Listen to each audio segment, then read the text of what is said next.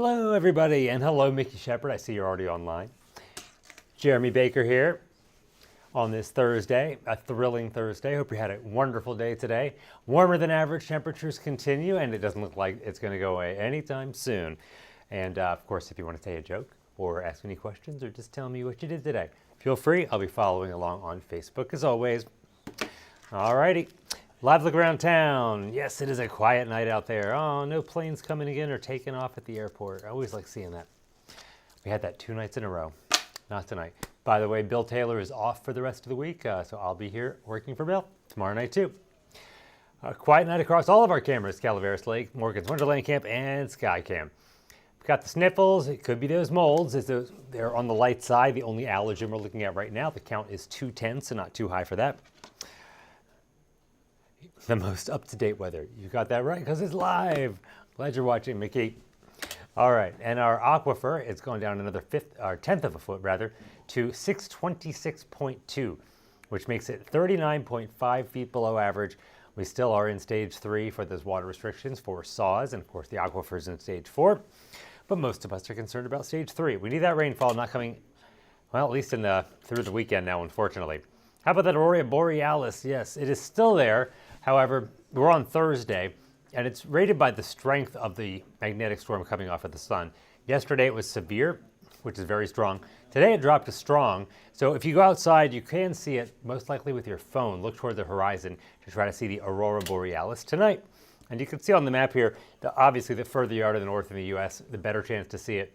So along the northern border, the northern states, they look directly overhead. If in the central states, like Oklahoma, Kansas, a glow to the north, but for us, it'd be a lot lower on the horizon. So again, if you can't see it with your naked eyes, take your phone out there, snap a picture, and you should be able to see it right there.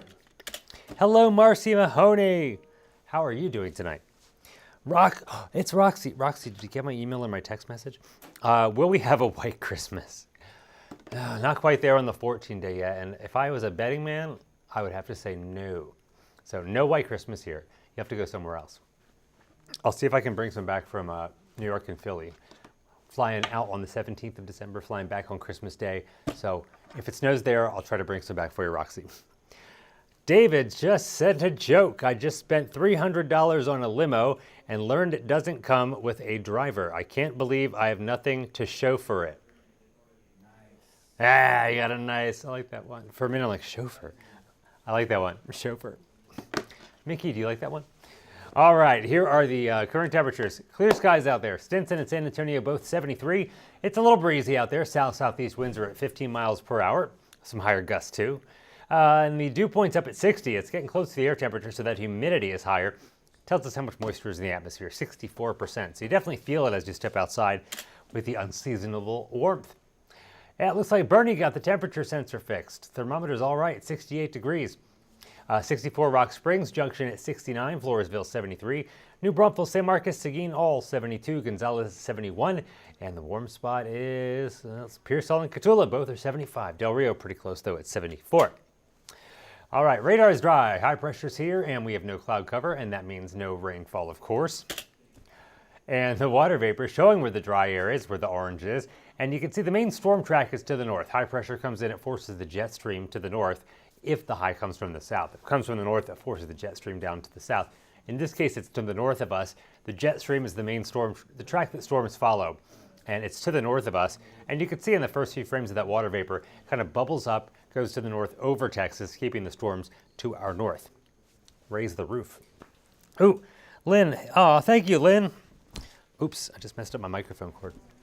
Lynn likes the tie. It's a purple. That's blue, right? You can see here, right? Blue? Pink and blue. Did I say purple? I meant pink. Pink and blue. Thank you so much, Lynn. I really appreciate that. I haven't worn this tie in a long time. There was a little dirt spot on it, though, but on the air, my vest covers it up.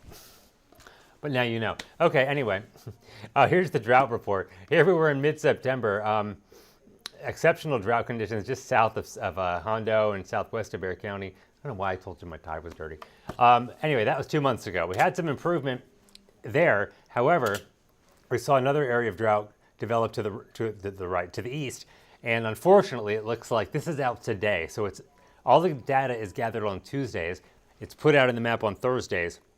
And you can see the extreme drought area did expand a little bit from New Braunfels over towards Hondo. It includes most of Bexar County, and the one toward the coastal plain is also larger.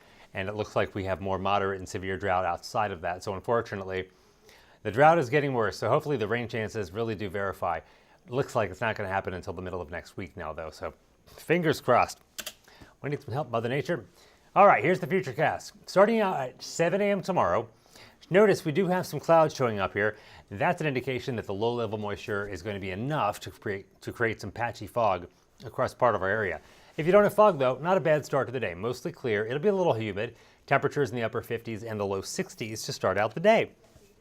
Who is doing that? Is that Alex? Yep. Lots of hearts. Thank you so much, Alex.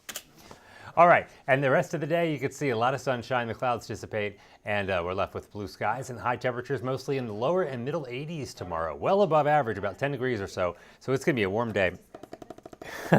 Thanks, Terry. Just on the tie. When is the last day of hurricane season? Officially November 30th. So we're almost out of it. Of course, storms can form outside of it. That's typically when the season is, from June 1st to November 30th. Good question. I think we're done. All right, and that's Friday. Saturday, we're just going to do the same thing. In the morning, 7 a.m., mostly clear to start. Some patchy fog here and there. A little humid. Temperatures in the upper 50s, low 60s. Fog burns off quickly. We'll have mostly sunny to partly cloudy skies on Saturday. I'm thinking more clouds toward the coastal plain as usual during weather patterns like this where the moisture gets stuck under high pressure. Other than that, again, high temperatures in the low to mid 80s. Nice. So we're not going to get the rain. Might as well have some nice weather, right? Of course, a lot of us want some cold. Not coming in the next several days, that's for sure. All right, here's the future visibility. The clock starts Friday morning at 10. It should have said 7. I changed that earlier, but it's not showing it. All right, we'll skip ahead then. It's probably going to go to Saturday at 10 a.m. Let's see. Oh, good, it stopped there. Well, I'll tell you this. Friday morning and Saturday morning, pretty much the same thing. You can see some areas showing up here. It doesn't mean it's going to be exactly like this. It probably won't. But the future visibility shows us where there's a chance for fog. So area-wide, we could see some areas of patchy, dense fog. But the good news is it burns off quick during the day.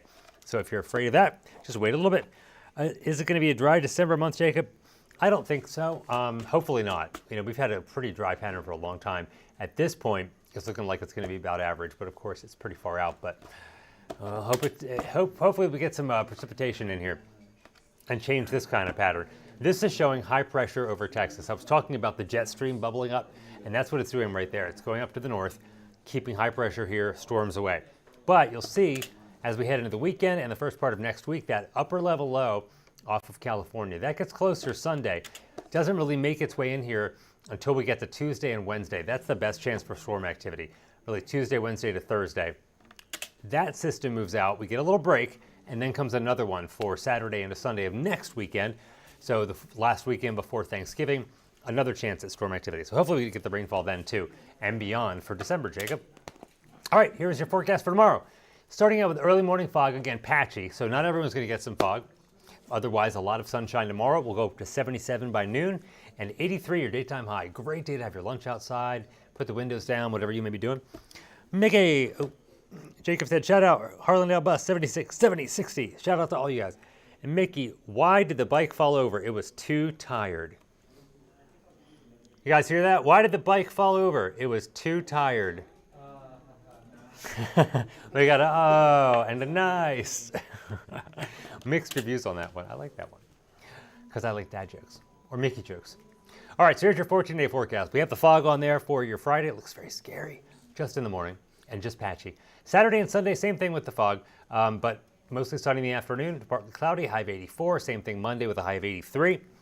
And then we have best rain chances on the forecast coming in for Wednesday and Thursday of next week with a cold front. Highs go back to the 70s Thursday. Friday, the break that I was talking about. And then the next weekend, another chance for rainfall. Highs in the upper 70s to around 80. And then beyond that, once we get to Tuesday, the 25th, the day before Thanksgiving, and Thanksgiving itself, I need to add a turkey onto that.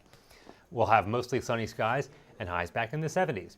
There are some indications of a big cold snap, so we'll see if that happens. But right now, we're going with the 70s. Ooh. Jacob, can you handle a triple cheeseburger with onion rings? It depends how big the burger is, but probably not. Maybe half of it. Save the other half. And Mickey's laughing. Good. All right, that's your forecast. I'll have more tonight on Ken's 5 News at 10. E.C. and Henry are here with your news, and Nate will have your sports. We hope to see you then. Bye-bye, guys.